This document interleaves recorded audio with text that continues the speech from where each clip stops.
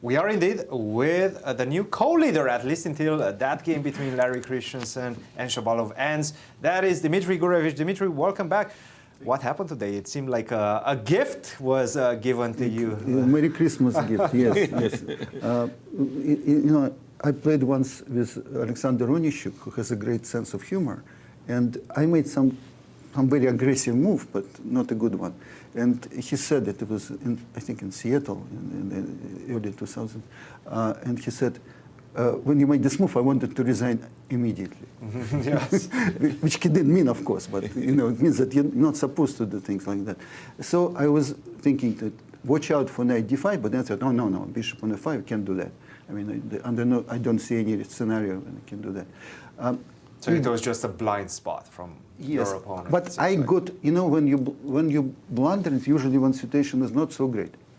So I think, I'm not so sure, I want to check it up, but I think that my patients start getting not very, maybe a little better. You know? Oh, absolutely. No, yeah, I was, because before it wasn't the case.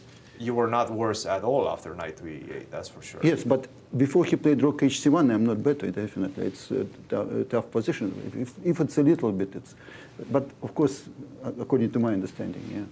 Dmitry, well, this game has only one story, but tomorrow there is a big game against Larry Christensen in the last round. How do you feel about that game? What is the strategy going into that game? I don't have too much a strategy. I would like to play a game. I would like to fight. You know, if it's possible. Because yesterday it wasn't a fight. Gregory outplayed me very nicely and won a game. And he played very well. I didn't. I played badly. But and he's a very difficult opponent for me. He's very strong and he's a difficult opponent for me. But I know one player who is even worse for me. But fortunately, he's not playing our tournament. He's sitting in that room. Yes. Nice. Because against Yasser, I remember back-to-back, I lost two completely won positions. I was very lucky to have them. Maybe we'll be able to coax him into the event next year. Just to watch him. But every year we're trying the same strategies. Maybe we'll be able to get to him at some point. About Larry, I enjoy playing Larry. Larry is, right now, this is a great game because two wild players, two attacking players. Attacking player is very rare occurrence because people want to play positionally. Even the best players like Yas, you don't call him. But let's ask you about this position actually. What do you think Larry will do? Will he take on e6 or will he go knight to e4? Okay, I'll tell you this. I doubt about knight e4, which is possible. It might be a good move. But again, you know, Larry, he wrote a book.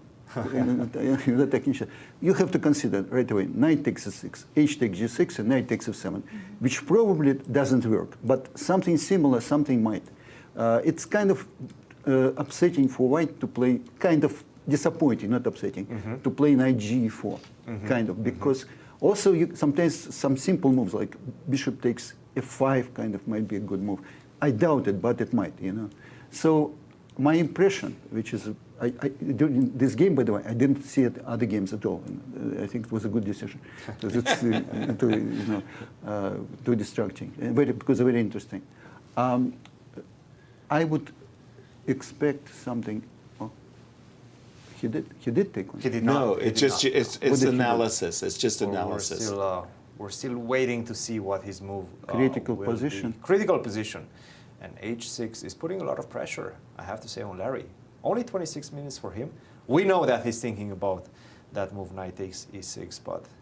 Yes, it might not work. And it might and not it's work. kind of, then he has to play knight g4, and then black might play g5 probably, and quite a normal position. At least from a psychological point of view, if you do have to play knight to e4, and don't abide by your instincts, well, unfortunately, it's going to be difficult for the remainder of the game. Dmitry, thank you very much for joining us. May I say something about this? Absolutely. We have in the tournament, it's rare people who we can call attacking player.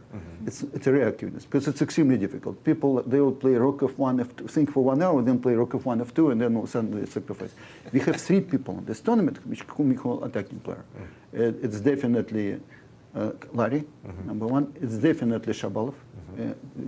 They're taking a lot of pressure. They're taking a lot of risk, and definitely Nick. But Nick is not in good form. So I compare them with my students. I compare them that regular player is like a horse rider. But attacking play is like a bull rider.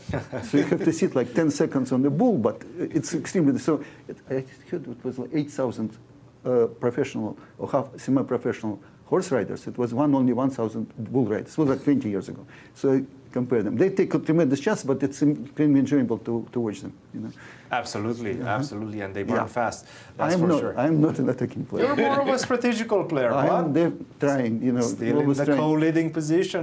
Big game tomorrow. We're looking forward Yeah, to I love when they put the guys who is like make one more game, who's nowhere near the first place, but because you have one more round, you temporarily come in first.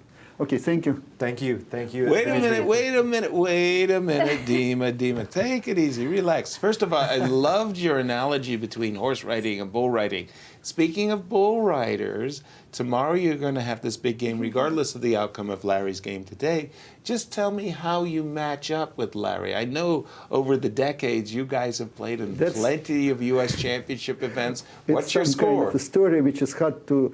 I always think about it because Larry is, for me, the most interesting guy to play. You know, first when I came to the United States 42 years ago, and Larry was already a very famous guy. He played World Junior Championship, got second place at that time, and he was at that time extremely strong. In 1981, Larry was one of the best players in the world.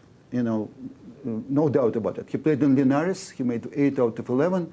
Tied with Karpov. He lost a game against him. He shouldn't lose it. And he beat great players, Boris Spassky, Grigorich, you know. Portish, you know. I mean, he made 8 out of 11.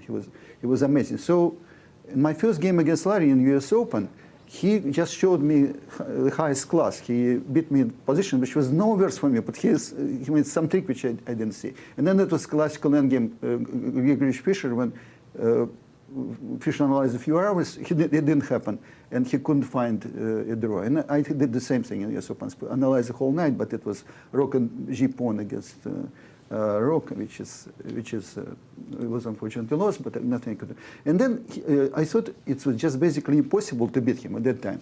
I remember once I made the draw in the Rock and pawn game, it was 2 pawns down, but it was a positional, famous theoretical draw. So I thought, whoa, it's like to win a game against him. Then I accidentally beat him in San Francisco in 1987.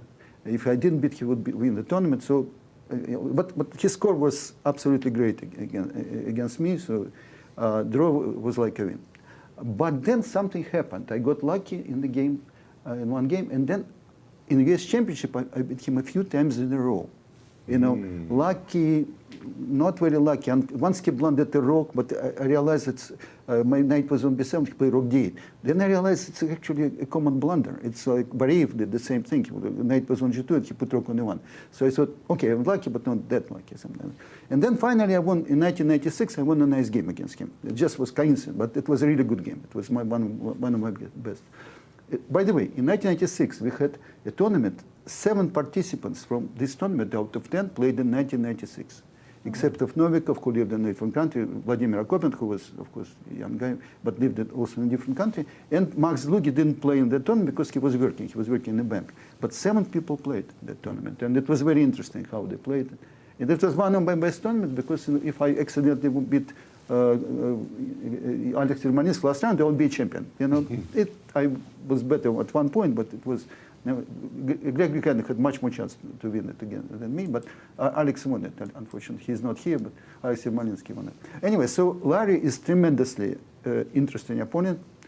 Even if you don't beat him, whatever, you know, which is hard to beat him, he's a great player, one of the very, very best. And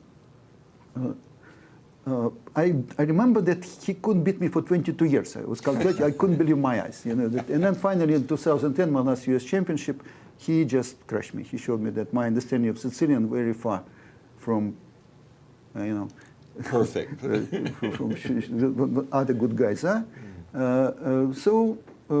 By the way, Sicilian now is not doing very well, and I'm so glad that I don't have to play Sicilian anymore in this tournament because it was the last chance. I was sure that my opponent Igor plays e4, so it would be Sicilian, and I thought, oh, so good, no Sicilian.